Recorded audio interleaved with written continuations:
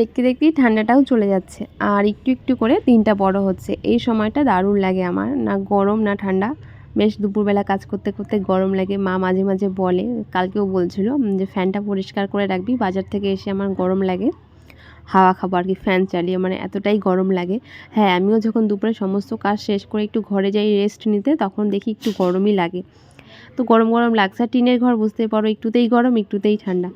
Good morning তোমাদের সবাইকে, কেমন আছো তোমরা? আশা করছি সবাই অনেক ভালো আছো, আমি অনেক ভালো আছি। তো এখন থেকে রোজকার ভিডিও রোজই দিব, মানে আজকের ভিডিও কাল, কালকের ভিডিও বসে, এরকম করে। কোনো রকম কোনো আলসেমি নয়, যতটা পারবো চেষ্টা করবো ভিডিও দেওয়ার, যতই ব্যস্ত থাকি না কেন।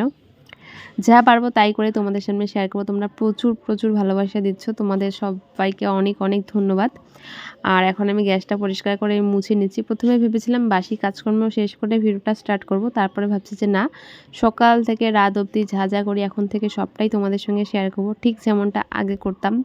মাঝখানে অনেক ব্যস্ততা কেটেছে, অনেক আলসেমি, নিজেকে অনেক অলস প্রমাণ করেছিলাম।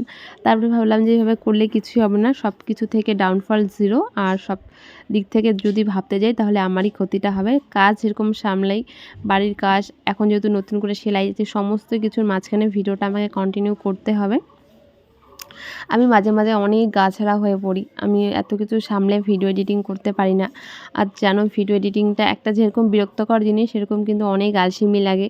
এটাতে অনেক সমস্যা, এডিটিংয়ের সমস্যা, যে করতে ইচ্ছে করে না, আমি সেটাকে টেনে টেনে নিয়ে যাচ্ছি, করছি, যতটা পারি ততটা করি। তো চলো বাসনগুলো ফটাফট মেজে নেই। আমি অনেক দিন থেকে দেখছি, প্রায় 1-2 মাস থেকে ভালো মতো ভিডিও দিচ্ছি না। সেরকম একটা মানে এনার্জি আমি আমার মধ্যেই পাচ্ছি না, কেন আমি জানি না। ভিউসের জন্য এটা একদমই নয়, যেরকমই ভিউস হোক আমি রোজকার ভিডিও রোজই দেওয়ার চেষ্টা করি। আগের থেকে এখন আমার ভিউস অনেক অনেক ভালো।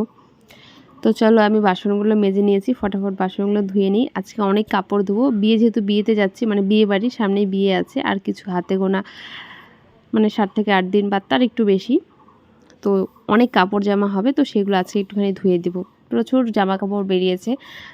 সামনে রোববারে ছিল একটা অন্নপ্রাশন, সেখানে গিয়েছি, অনেক জামা কাপড় হয়েছে, সেগুলো গোছাবো। তার আগে ঘরটা গোছালাম, ঘরে এত জামা কাপড় হয়েছে বুনু আসার পর। আজকে কিন্তু চলে গেল বুনু, মানে সোমবার সকালে চলে গিয়েছে, আজকে মঙ্গলবার, আজকে ভিডিও করব, তোমরা বুধবারে ভিডিওটা পাবে। তো ঘরটা ঠিক করতে করতে অনেকটা সময় লেগে গেল। এখন এই তো রৌদ্রটা প্রায় অর্ধেক, উঠোনের মধ্যে রৌদ্র পড়েছে। এখন জামা কাপড়গুলো কেচে দেবো। আর এখন আমাদের বাইরে কিন্তু নতুন করে টার বানানো হয়েছে, সেখানে কাপড় শুকাতে দেবো।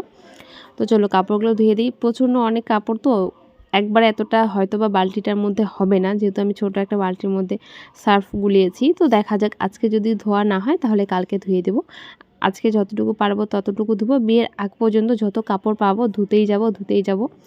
বিয়ে বাড়ি থেকে এসে অনেক কাজ আছে, তারপরে আবার ঠান্ডা চলে যাচ্ছে, সেই সোয়েটার গরম, মানে ঠান্ডার সোয়েটারগুলো, গরম জামা কাপড়গুলো, সেগুলো ধোয়া কাচা, মানে এখন ধোয়া কাচা প্রায় চলতেই থাকবে। একটু একটু করে, আগে যেরকম একদিন ধুতাম একদিন গ্যাপ রাখতাম, এখন রোজই ধুচ্ছি।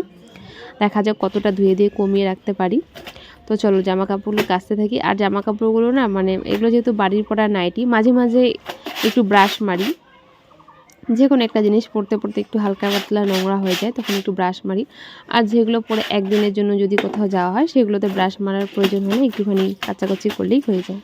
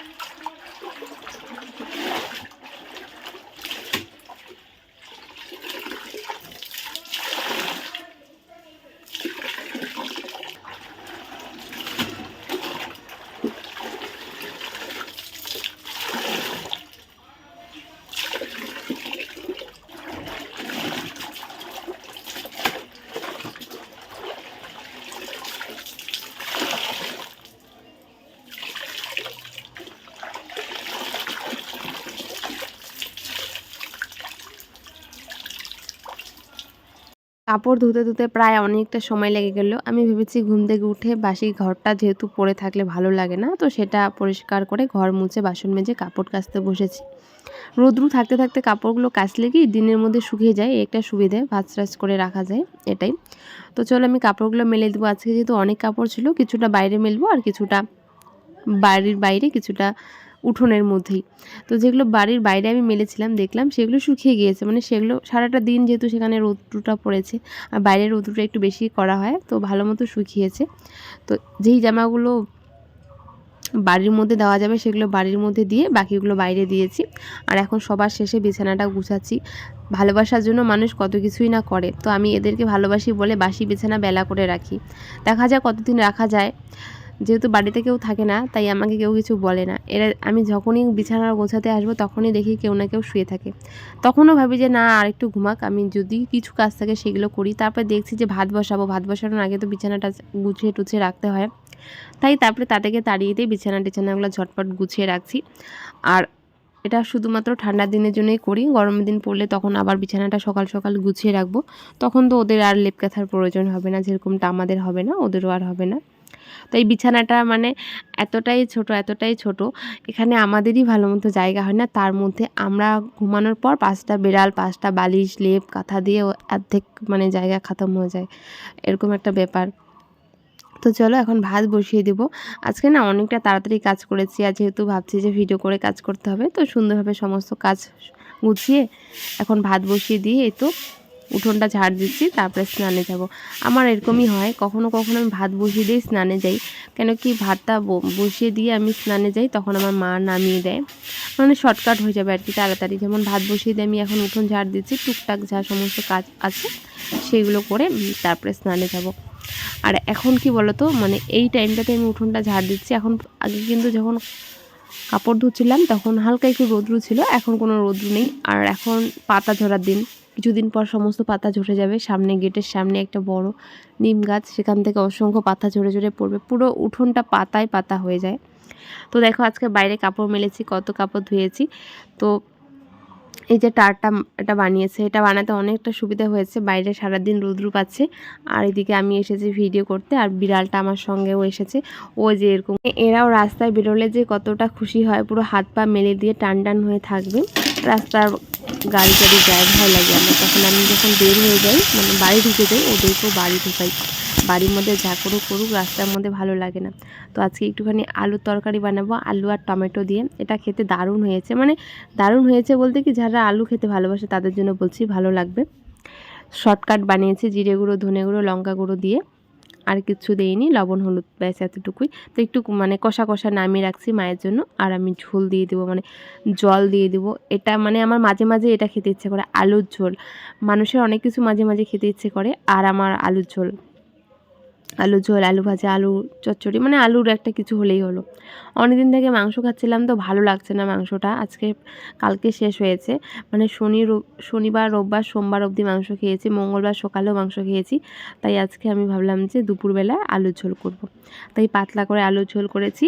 তো তারপরে যেহেতু কাপড়গুলো বাইরে মেলেছি, সেগুলো দেখছি শুকিয়েছে, ভাবলাম কাপড়গুলো গুছিয়ে রেখে তারপরে স্নান করে দেখি কিছু একটা ভাজা টাজা করতে পারি।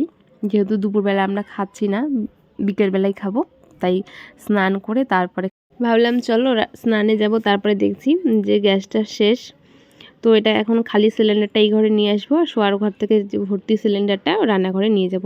খালিটা আমি এভাবে নিয়ে আসি নর্মালি যেভাবে আনা যায়, আর ভর্তি সিলিন্ডারটা কিন্তু একটু মানে থেমে থেমে নিয়ে যেতে হয়, অনেকটা ভারী যেহেতু। আমার এভাবে একা একা নিয়ে যাওয়া করতে করতে অভ্যাস হয়েছে। এখন আমি সিলিন্ডার গ্যাস খুলে সমস্ত কিছু লাগাতে মানে সবই পারি বলতে গেলে, যতটা করতে লাগে। গ্যাস শেষ হয়ে যাওয়ার পর আগে পারতাম না, আগে ওভাবেই থাকতাম, কেউকে ডাকতাম, কিন্তু এখন আমি নিজে নিজেই করতে পারি, শিখেছি। পরিস্থিতি সমস্ত কিছু মানুষকে শেখাতে বাধ্য করে, সেরকম আমিও শিখেছি। ভর্তি একটা সিলিন্ডার একা একা এই ঘর থেকে ওই ঘরেও নিয়ে যেতে শিখেছি। তো চলো আমরা রান্নাবান্না কমপ্লিট করে স্নান করে চলে এসেছি এখন খেতে। এখন এত গরম গরম ভাত নিয়েছি, আলুর ঝোল আর বেগুন ভাজি। আমার মায়ের জন্য ছিল শাক, আমার মা শাক হলে কিছু লাগে না, আর আমার আলু হলে কিছু লাগে না, মানে দুজনে দু রকম পছন্দের খাওয়া। তো এখানে আমি আলুর ঝোল বেশি করে নিয়েছি, তার সঙ্গে আলু আর টমেটো দেওয়াতে কালারটা দারুণ এসেছে। তো চলো একটা বেগুন ভাজা নিয়েছি, আর মা দেখেছো বেগুন ভাজা আমি কত লঙ্কা দিয়েছি, এগুলো সমস্ত মা খাবে। মায়ের এখানে রয়েছে শাক। আজকের ভিডিওটা এখানে শেষ করছি, তোমাদের সবাইকে টাটা।